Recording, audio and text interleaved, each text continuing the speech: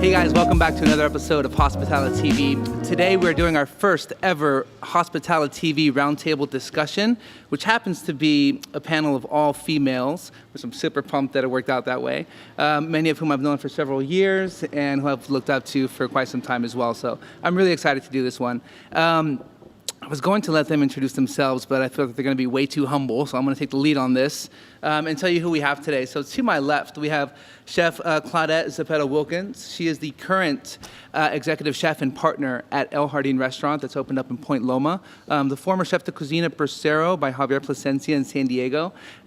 She has, well, amongst other things, she is currently San Diego Eaters People of the Year 2018. Just ranked on Esquire magazine as one of the top restaurants in the country, which we're super excited about that. Congrats, Chef. She's been on publications like Food and Wine, Life and Time, and recently on an episode of The Migrant Kitchen, which I saw the other day. Super special episode, so please take a moment and check it out if you can. It's really, really cool. To her left, we have Frances Teraoka. She is a digital marketing specialist with Fox 5 News San Diego. Also, the owner and founder of Food with Frances, which is a really cool food and wine blog here in San Diego. Make sure to check that out as well. To my right, Miss Tami Wong, rockstar sommelier, opening wine director for Richard Blais, Juniper and Ivy.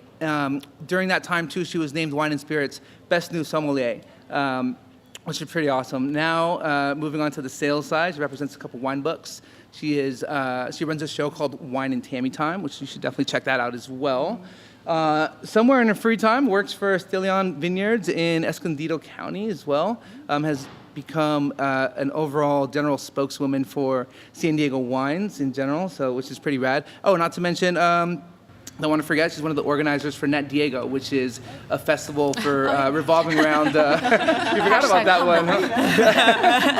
The festival revolving around natural wines here in San Diego, which has been really fun. I think they've done 2 of them already, so really, really cool. And last, certainly not least, Miss Laura Johnson. She is the founder and head distiller at You and Yours Distillery in downtown San Diego. Recently named on the Forbes list for 30 under 30, which is pretty badass. Congratulations on that. Thank you. Still can't really believe it. Founder and content curator for Distillerista.com, which is a really cool little blog on distillation and other spirits.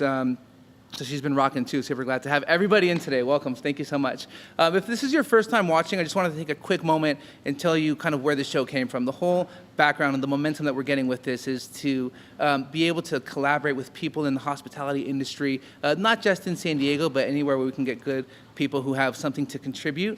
But it also comes from a place where we're trying to provide good content for people so that they can learn from other people's mistakes, see what have led people to become successful in their own craft, and try to hopefully in some way get that content out to people so that they can learn on their own. So we've been very fortunate to have everybody here for that purpose.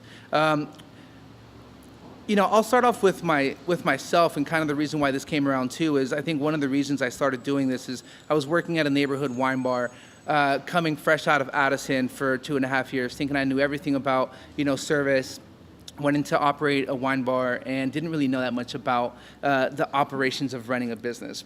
Really kind of blew it, to be honest. When looking back on it now, running the most ridiculous, retail wine program with a corkage fee, with a place that had 0 volume, and wondering why we weren't making any money. From there, I went to Bracero and I got to work under Woody, who was the general manager at the time, and I actually got to learn about operations, running a successful wine program, what that meant, managing people, emotional intelligence. I still have a long way to go, or else this would be the Raphael Peterson show, and not HospitaliTV. That's why I'm, looking to other people to kind of help us with that. But, that being said, I'm going to start with you, Claudette, if it's okay. But I think, even looking at the time in Bracero, after going through that process and having so many good people in place, unfortunately, the restaurant still didn't stay above water, as most people know if you're here in San Diego.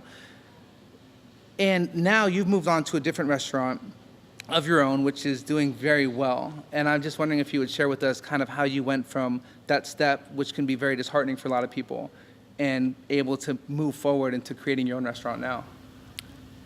It's a weird path that you have to go on, and it's like a journey, like the 12 steps of grief almost, and then at the end of it, you can't help but have your past shape your future in a good way. You can let it define you, or you can let it help build. And it became the foundation of the pro-con list, I called it. I had a list running of everything great that happened, everything bad that happened, and everything that I would utilize in the new project. And building El Jardin, I knew it had to be about the people we honored and the people running the restaurant. So I didn't look at it as a business. I looked at it as a living organism. Yeah. And that changed. My management style changed. I became more holistic. I'm a mom, of 2 teenagers, and I knew my employees were just a few years older than my kids. So I knew my leadership style had to change, and I knew the ebbs and flows of San Diego during the winter are awful. We're a tourist city, but we are also located in a very tourist-driven market in Liberty Station. So I knew that had to be something that I had to be able to flow with, that I couldn't stick to my high labor because, I have the footprint. Yeah. I had to be able to be flexible. And the number one thing was stick to your guns. And I knew that when I opened the menu was not going to be comfortable for everyone in San Diego. I knew I was going to get feedback of this isn't Mexican, you're not Mexican. And, I used to get offended by it, and now I kind of laugh, and I just is okay, I'm still going to do it. I don't waver in this week we change it, and now we're open lunch, and then, no, now we're open 1 more hour. No, now we're going to take back an hour. We stick to our guns. And I asked Johan when he put this on the table, I said, you got to give me 1 year of just doing what I think is right. And if at 1 year we're still not successful, I will eat that shit sandwich and we will move forward and change.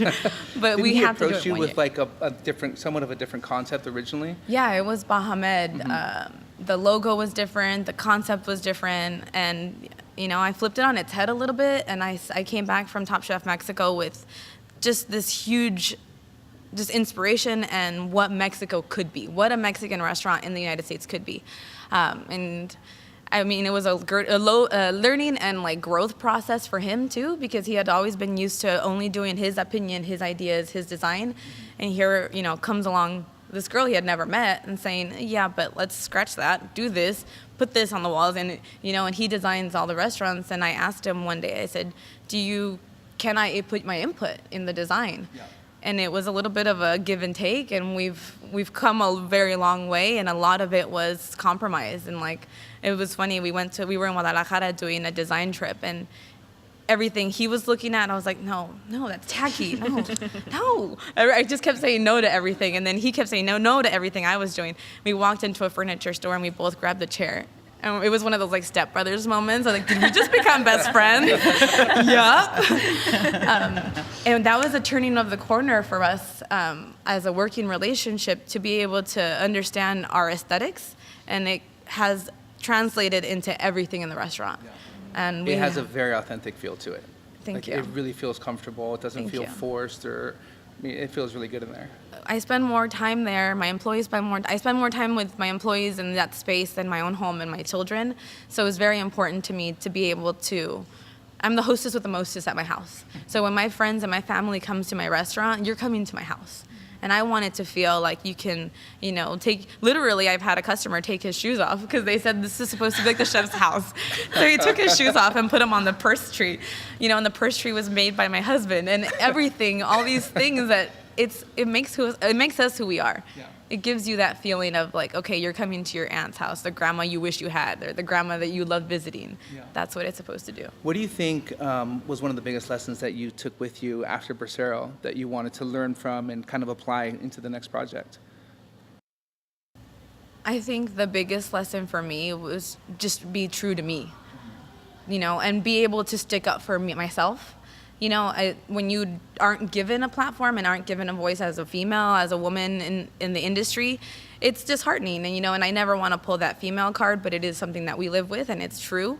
I got called an asshole. The guy next to me is called a great leader. I get called it, but it's always that double standard. So now I learn to stick up for myself. When someone says I'm being too harsh, it's well, no, you're not being hard enough. And there's a means to an end, and there's a time to be strict, and there's a time to have fun, but just have the courage of conviction to want to do it, and just stick to your guns. And our gut instinct, the female gut instinct, I think is one of the most is my true north. I always follow my gut. Yeah. And it's something that some people will say is the dumbest thing, but it's never failed me. Well, So. yeah, look where you are now.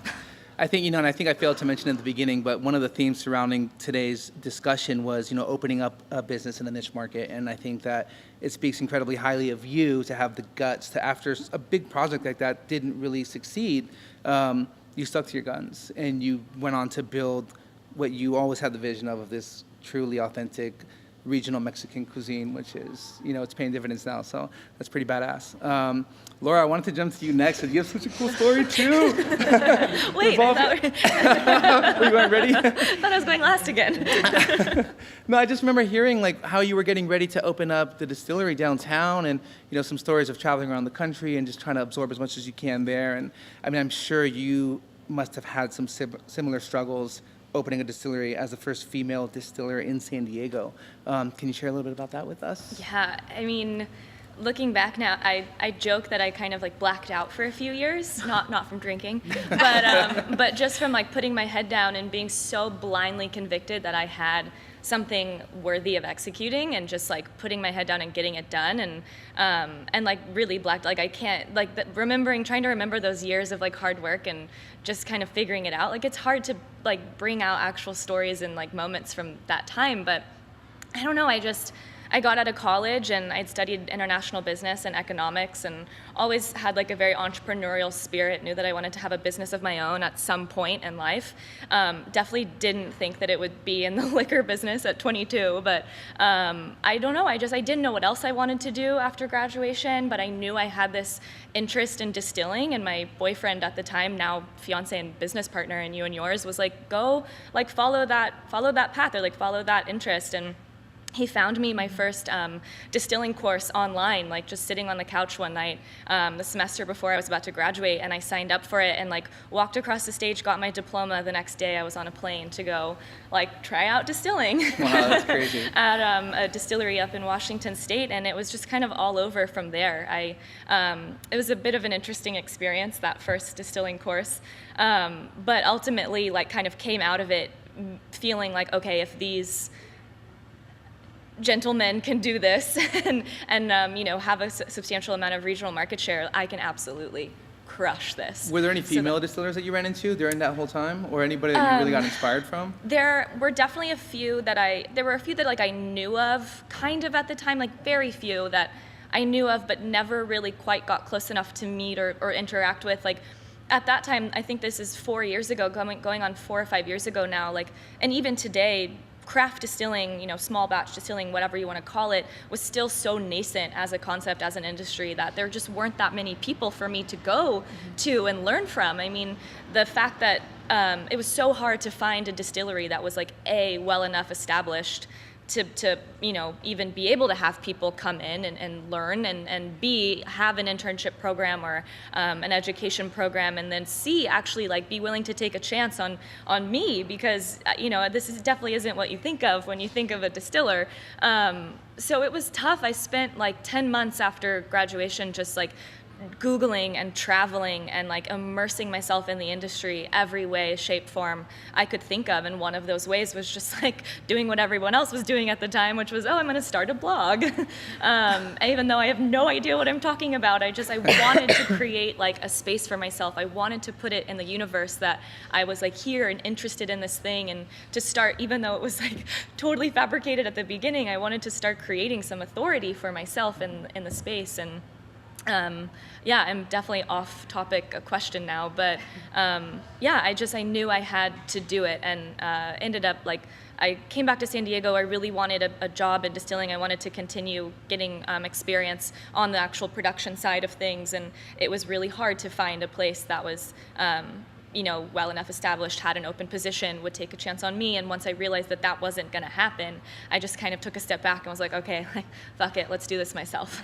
And that's when I finished the business plan and was okay, let's raise capital and start looking for places to put it, and let's just do it, and I'll learn everything else along the way, I hope.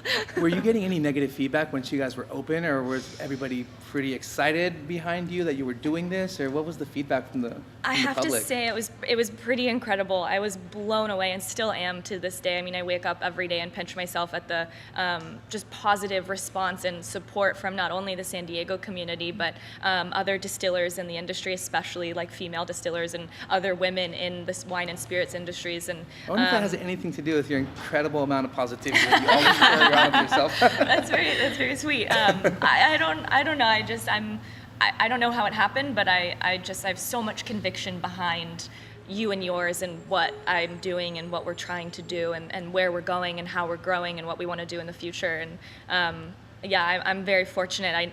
Very fortunate.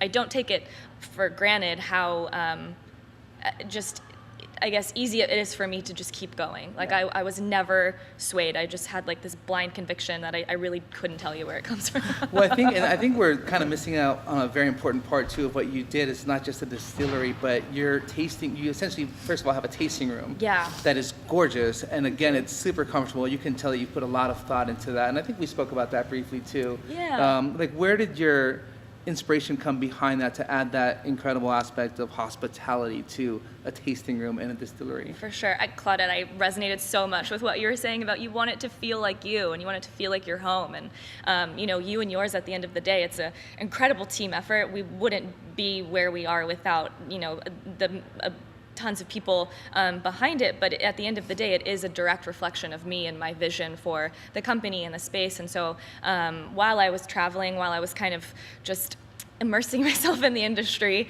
what I came across visiting distilleries, what I came across was just a real kind of disconnect between quality product and a quality experience that matched that. So maybe there were distillers or operations that had delicious product, that were really doing things the right way and making stuff that was worthy of discussion and exalting, but didn't really have like a tasting room to speak of, or if they did, it was like just a shack. It was an afterthought, and that kind of, for me, I remember telling you, like, I've never actually worked in the restaurant industry. I wish I had, but been a like very passionate consumer of dining for most of my life, and so I knew that a hospitality component was going to be a big part of you and yours, and I really wanted to create this space that was worthy of the spirits themselves. And so what we're all about at you and yours is, we put an equal amount of thought and love and effort into not only the quality of our spirits, but how we make you feel when you walk in the door and how you feel when you walk out. Yeah, that's amazing. Tami, I want to talk to you about opening Juniper and Ivy, because I remember I used to look at that list online when you guys first put it out. It was so exciting to see somebody doing something so different. And I wonder, too, what struggles you had in opening up the restaurant with such an eclectic list, and how you dealt with that. I think a lot, I'm going to piggyback on both what Claudette and Laura have said, is that it's being conviction and standing your ground and knowing that, because of, I started at Third Corner. I was the first server hired there. And then when I got my first wine buyer job, I tasted all kinds of wine. Like, I had 4 tasting appointments, four days a week. And I trust my palate, and I know what's good wine, and I know what people should drink. And so just having that core of knowing that even though this is weird, it's delicious, and if I can communicate properly and make my guests feel comfortable and make them feel happy and not be like the snotty sommelier that's, yeah, just to not be that, and to, and it helps that they wanted the best list in town. And they empowered me to make the choices that I thought was right. And they said, yeah, do whatever you want. We just want the best. And so, I kind of started with the categories, and then I chose, like, from my years of tasting, what I knew were the best wines. And then I think part of having an eclectic list, a lot of it is, you have people that only drink Chardonnay or only drink Pinot Noir, and they don't want to venture out. And so, you have those wines for those people, but most of the time, if you can communicate my passion, if I can say, you have to try this Blaufränkisch, this is the most delicious thing ever, they'll at least taste it, and maybe it's not their thing, but then we can steer them to someone else, something else, So I think that standing your ground and making people feel comfortable and knowing that I was doing the right thing and I was doing something really cool. I've always been driven by my desire to bring respect to San Diego as a wine destination, because it's not. There's still a lot of really horrible lists out there, and it's because people they either don't care or they don't know, and they don't want to trust someone that does care and know. Or maybe they just don't see how it fits financially into their restaurant model. I don't know, whatever. But we're coming along. We've got a new crop of somms that are coming up, which is really great. I'm so proud of all the people that are coming up, like you're doing great things at Born and Raised. That's really cool, right? But I've always been driven to bring respect to San Diego, and then part of that is, first as a somm and writing a cool wine list, but the other part of that is you can't just put weird stuff on the list and think that people are going to order it, because they're not. Right. You think of things, it's gonna sell. It's not gonna sell. You have to sell it. Selling is active. You have to engage your staff and get your staff excited. Oh my God, this wine is, and have that kind of attitude of discovery, not you don't know about this. It's, oh my God, I just discovered this thing. It's so cool. You've got to try it. And it always works. People are always excited about something if you can communicate, this is a great thing. Just try it.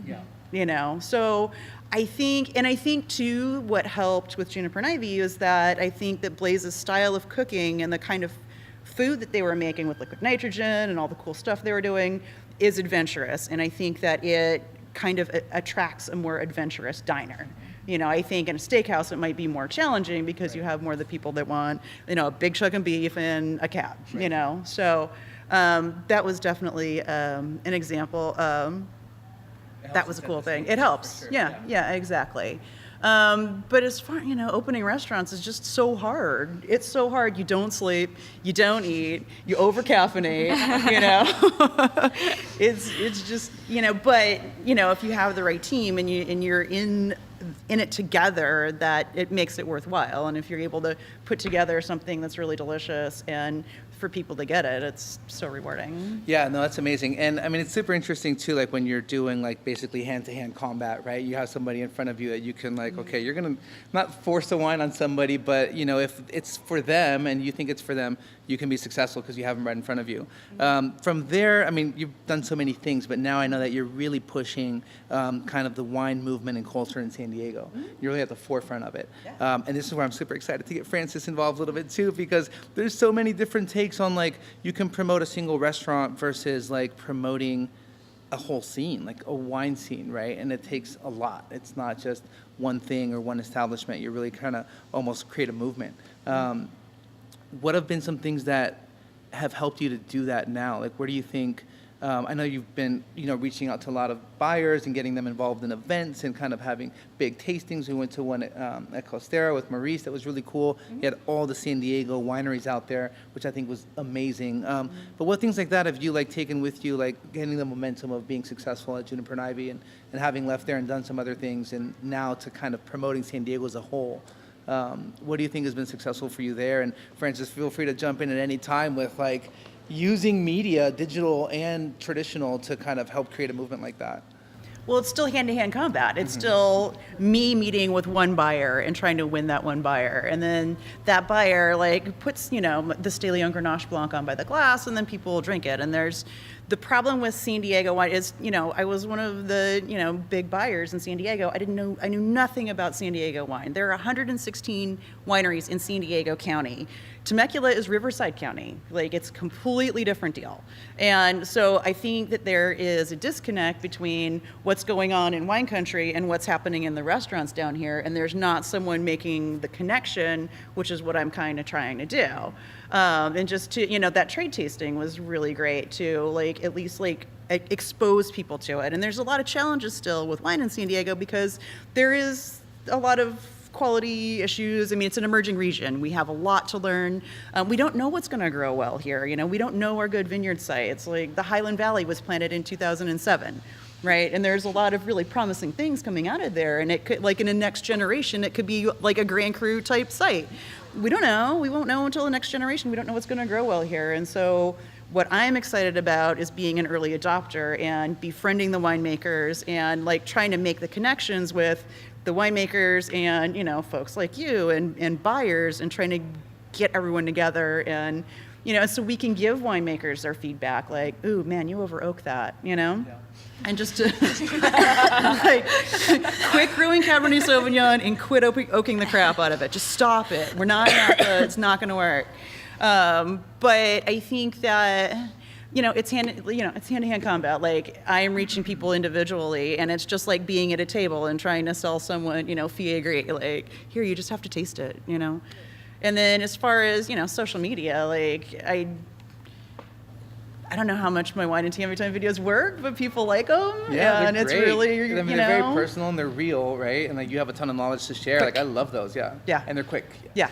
Yeah. And so I started doing that because one of the books that I represent hadn't had a rep in 2 years in San Diego. And while many of the brands are well known in the rest of California, nobody knew what they were. And so I did it just so people would start being familiar with the brands. And then at the same time, I'll throw in a little something about, you know, this is the soil, like, you know, Rias Baixas and Galicia has granite and it's cool, you know, stuff, little things like that. So, you know, you can pick up a little something, and it expands wine knowledge in general. Yes. You do the social media for both yourself and for the restaurant, right? Have you noticed anything, like, has anything been really successful for you in how you run that page? I mean, do you kind of seek out other consultants to help you with that? I have one of my employees that's kind of doing an internship just recently, doing more of the social media, training her to what our voice is, because I'm really particular and really sensitive about what the voice is of the restaurant. It has to be me. Like, when I hear the word authentic Mexican, it means nothing to anyone that's not Mexican. That word doesn't exist. In, you know, like, oh, when I have and it's not like, it's not me being a jerk. It's just like, well, you have your ideas, but for me, authentic means authentically me. Traditional to my traditions. It's very personal. So my social media page is it has to have a voice of teaching, of educating what Mexico is. I put out a post of an ingredient and like the history of it. And if I have fideo seco, it's not because it's not Mexican. It's because it comes from, in 1890, the Italians landed and I know everything, and I am educated the same way Tami talks about wine, or you talk about any sort of distillation that you're passionate about. For me, they can't tell me I'm wrong when I'm super well informed. Right. They can't tell my staff that they don't know when they're informed. Right. And so, I'm the queen of one-liners on TV, but I'm never wavering in my convictions when it comes to something I'm passionate about. Right. So same with what I did in the restaurant, I do on social media. It's always me. Yeah. And I fall on my face more times than not. I have Circle K coffee for breakfast on a daily basis, and people think I'm insane, but I get up at 6 o'clock to take 2 teenagers that are usually in a bad mood to school. So Circle K coffee and a coffee cake, that's my reality. Yeah. So on social media, I am authentically fucking me. Like, I curse, I'm a hot mess half the time. And I think people appreciate that. I always laugh at people, in this festival I just did in Mexico City, the students were like gobsmacked when I was saying hi to all these sky chefs. And I turned around, I was like, dude, they're mortal. They take a dump just like you. They are not untouchable. They're not gods. We have to come back to the fact that at the end of the day, we cook, we're servants, all of us. We are here to provide a service to people that give us money, and we have to make their experience. People happy. Yeah, we're not holier than thou. Exactly. Yeah, I'm not too good. I still schlep shit back and forth in my restaurant. I bust tables, and that's again, back to the question. Social media is always going to be 100% authentically us, authentically genuine. Yeah. Francis, I know you've dealt with a lot of people who've come through, seeking you guys to be, clients of yours. And what have been some of the best practices that you've seen these guys that have really worked for them? Or on the flip side, maybe where you've seen a lot of opportunity and things that they could have been doing that they haven't been doing? I think what Claudette is doing is awesome. Just being authentically yourself. I think people love some sort of personality and just wanting to know you better. It doesn't really work when it's just like a product and there's nothing to it. There's no story behind it. I always think it's important that there's some sort of story behind it, so people personally can kind of be like, oh, this happened to me in my life sort of thing. And I could totally relate to this person. I'm going to follow her. I feel like I know her. I mean, even through my blog, people already know me. I remember when I feel like I get to see restaurants by following your blog. Like, you post so much on your stories to all the spots that you go to. Like, it gives me, I literally have a list of places, like, okay, I got to go there. I have to check that spot out. Like, it's cool. Like, it makes it feel like I'm going along with you. Well, when I first started, my biggest mistake was I posted some things that I would never eat. And actually people caught on to that, saying, why are you eating here? You would never eat here, sort of thing. So that was my mistake. I feel like a lot of times people who are following you know you better than you do. So I've just been trying to be careful in what I'm posting and whatnot. So I think just being yourself. I see a lot of clients just kind of posting their product and that's about it, or just posting their reviews. I think it's really important to include video a lot of times, and stories are becoming huge this year. I think it's, as opposed to a static post, 21.5% more people are engaging in videos. So I think IGTV is going to be huge next year as well. So if you guys include that, that would be great. Yeah, I think that's pretty much it so far. I think being relatable is really important on social Yeah. media, because again, on social media, it can look like we have a very glamorous life, and you don't see that you miss flights, that the airport suck, that you come out of the plane smelling like crap. Like, it's very glamorous to see traveling people, and I wish I was. No, it sucks. Like, I'm away from my family. It's cold. The hotel sucks. Like, the food, my stomach is ruined. Like, this is the reality that people want. I think is important to show, because again, we're just mere mortals. Like, we're struggling just the same as everyone else is, and we're hustling. And I love when people tell me that they're proud of me and they have no idea who I actually, they don't know me, but they tell me that. I think that's really important for me, because, and especially to teach my daughter and my son, it's like, just always be you and have a goal, have a vision in life. Don't just wander around. Like, I think it's really important to teach, like, if you have a goal, no matter where you came up from, 10 years ago, I was on welfare. Like, that's just my truth. That's my reality. So it's like that. Put your head down and fucking just work. Yeah. Don't ask for handouts. Don't expect nothing from anyone, because everyone's always going to watch their own back first. Right. And then that translates to a lot of people that have the same story as us. And, okay, well, if they did it, I could do it. Someone coming out of college, I have no idea what I'm going to do. I'm going to start something on my own. It's like, why not? I mean, the worst that can happen is you don't succeed at 22. Do it again. Exactly. Yeah. Yeah, it's like, it's fine. It's not a failure, and it's an attempt. Yeah, absolutely. Exactly. I think the I story was like, part if this is... doesn't work out, I'll go back to school. Like, what do I have to lose? It's such a cool thing to, like, what you're saying about the story part and the story behind somebody. I remember listening to a podcast of yours. I think it was with the Specialty Produce ladies. But I was embarrassed after I heard that, because I worked with you for like a year, and you had shared some really kind of personal things about how you came up and with your family, and I was like, man, like, I literally went to work and my pre-shift was about, like, whatever you guys do. Like, I'm not talking about food or wine or anything. Like, when you guys come in here, look at the person who's next to you and ask them about how they got here, where they used to work at. Like, just ask them random questions. A lot of time we just get caught up in, like, hey, how's it going? How you doing? You good? Cool. What'd you do last night? And I walked away after a year, and I realized I had no idea what you went through to get to that point. And I mean, that's part of the cool thing about this. If we can get more people's stories behind it, talk about being relatable, you can really, click on a couple things that'll spark something for somebody, and it's really cool. Laura, you were telling me a little bit about, how you guys are using an outside team for your business, right? And how some of the things have been you've seen a big advantage in using outside people. For sure. We have a PR firm that helps us. They do all of our media outreach, like influencer relations, and they do most of our social media.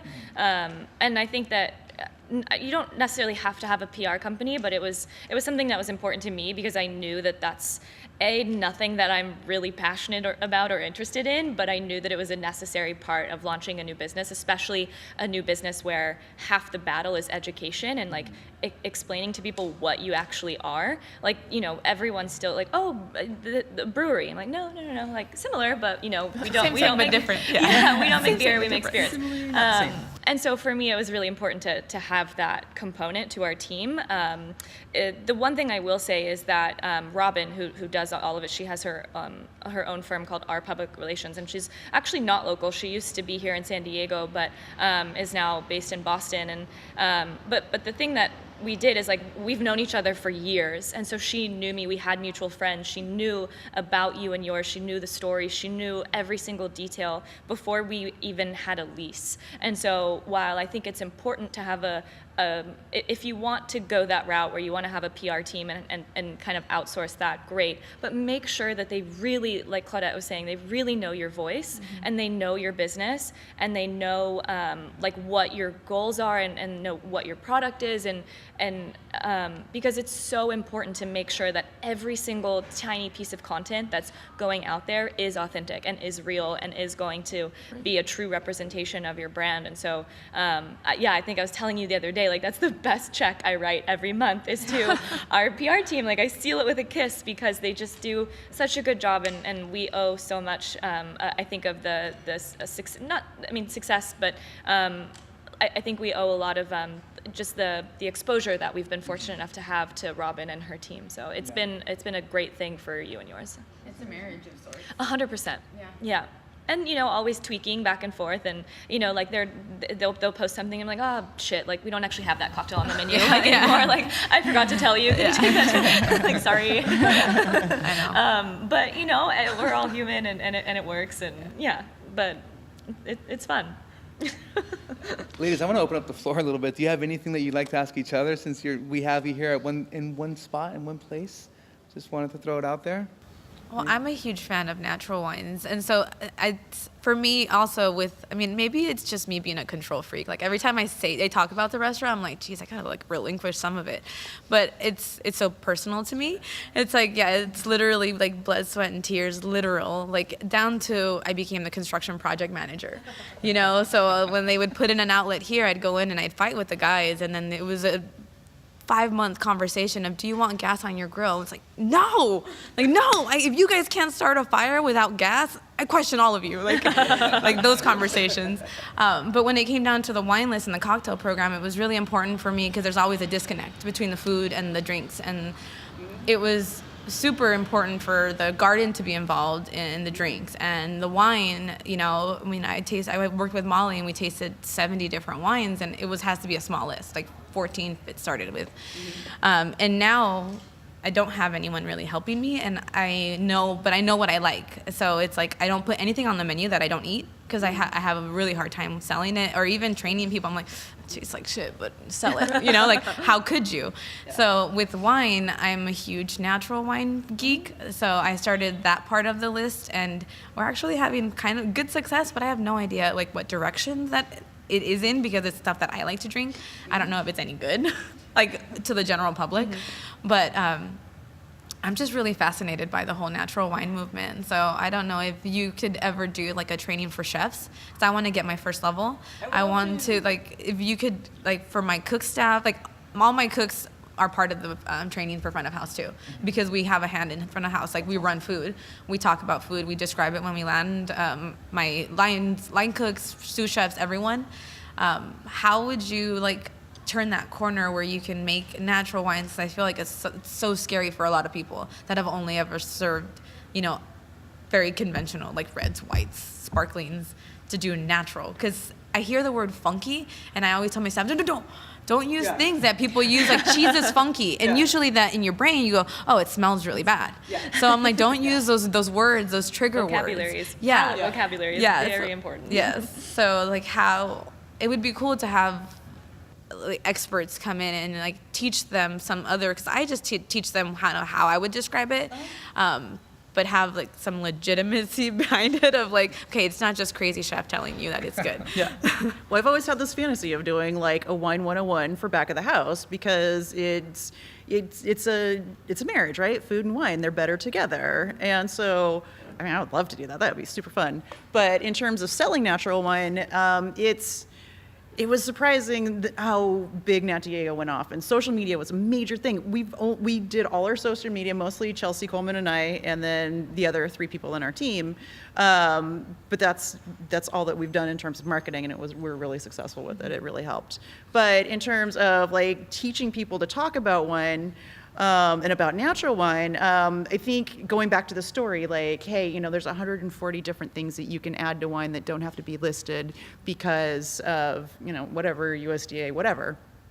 So, these are like farm to table wines, right? So the grower and the winemaker are much closer, and it's healthier. And I think that I would like emphasize like the fruit flavors and the flavors of the wine, and how like I've got this wine, it's really great with this dish, and that would help your servers like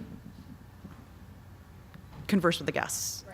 And to like go with like, oh, this tastes like this, and it was grown here, and it's low sulfur, and there's all kinds of ways you can talk about it. It's I think just the the food same and as, wine and I marriage think has not got to picking. be the best thing, especially if we're Yeah. talking about a restaurant, because I think Yeah. we might approach it differently if it were at a retail wine shop that didn't have food, and you're really going to have the wine by itself versus actually enjoying it how the customer's going to enjoy it. We've been very successful recently too. We did a couple dessert wine classes, where I did one when we first opened, and we did one recently where we actually brought out all the desserts and tried the dessert wines with the desserts that their recommended pairings go with. And these guys are like, it's just been night and day, the difference. And they're excited because they're not like, trust me, the Tokai goes well with the carrot cake.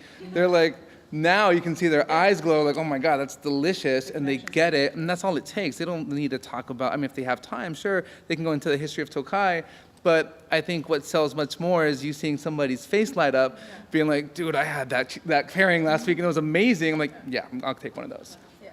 Getting people excited like that is a huge part. Yeah, let me know if you guys do that. I'm going to be a little fly on the wall. I want to see that go down. Well, same with like the you and yours, Jen. So all my wine list is made on stories, and it's probably like the worst thing for every rep that comes into our restaurant, because they deal with me.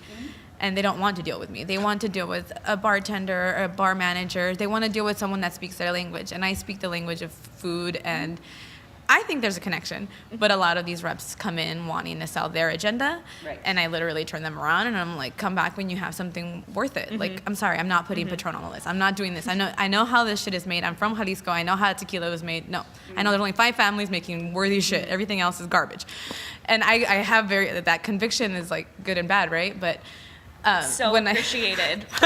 You should be excited about that, to like be able It's to a like challenge find for you them. something Yeah. like, oh my God, you're gonna dig this because of this story. Yeah. As someone who makes a product and puts so much time and thought into it, of like, which ingredient should I use, and how are we going to get here, and how am I going to get this flavor profile to turn out, like that makes me light up, because there's someone out there who's demanding that and making sure that nothing that goes on their list or their menu is just there. Like, there's intention behind everything, and that's so cool. I Very mean, the exciting. you and yours, Jen, you could drink it on ice with like a ceviche, and you're good. Because those flavor profiles, like right now we're featuring the winter, and we'll do the summer closer to when it gets a little bit hotter. But it's really all those flavors are in our garden. Yes. Like, I literally can pull them all out. I'm like, yep, kaffir, lemongrass, all the smells, the flavors, how it makes you feel are in our garden. So that's when we do that full circle. It's like, don't add anything to it. Don't cocktail it up. Just leave it.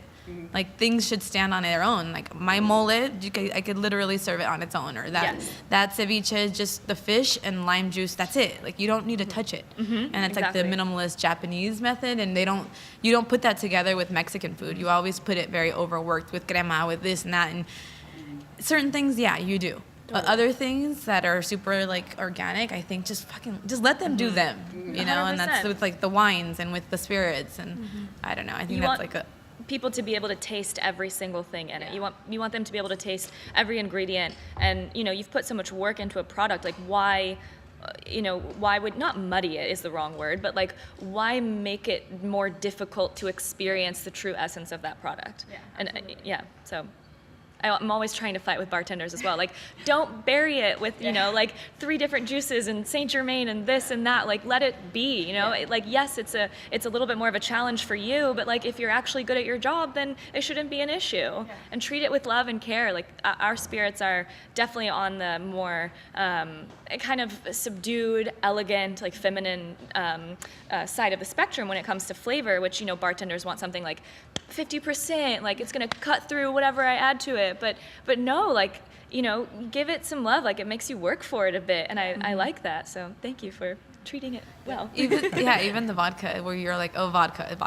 No, it tastes delicious by itself. Yeah, it has Like, character, yeah. like has something going on. Yeah. Thank you. Have you found it challenging being a distiller in a beer town? Not necessarily challenging. I think if anything, San Diego having such like deep-rooted craft beer heritage is great. It's kind of paved the way for us because craft beer going into a brewery and having like a local, limited edition beer is a household notion for most people in San Diego, which is great. So it kind of makes my job easier, if anything, to explain that, like, it's a very similar business model, very similar situation, except for we make, vodka and gin and other spirits. We don't make beer. So, you do get people that come in the tasting room that maybe like, their friends have dragged them in. It wasn't maybe their idea. Like, oh, can I just get an IPA? And we're like, well, we don't have that. We don't do that. But we have this really cool cocktail that uses a hop water and San Diego grapefruit, and it would be up your alley in terms of like flavor profile. So, yeah. Ooh, that sounds good. Should have brought some. Well, guys, I think we're almost out of time. I really want to thank everybody tremendously for taking the time to be here. It's really, really awesome to sit down with you guys and to chat with you, and thank you so much for sharing. Would you guys please share how, if anybody wanted to get in touch with you, what the best way for that would be, or maybe what your, an accessible social media handle would be for you? Yeah, mine is just my full name, Laura K. Johnson, K-A-Y. And then you and yours is at you and yours SD. Awesome. Across all platforms, I think. Perfect. Yeah, at Wine and Tami time. Mine's at Claudette Zepeda-Wilkins. I'm sorry. On Instagram is probably the fastest way to get a hold of me. And the El Jardin page is at eljardin.sd. Nice. And mine is Food with Francis. That's ES, not IS. Awesome.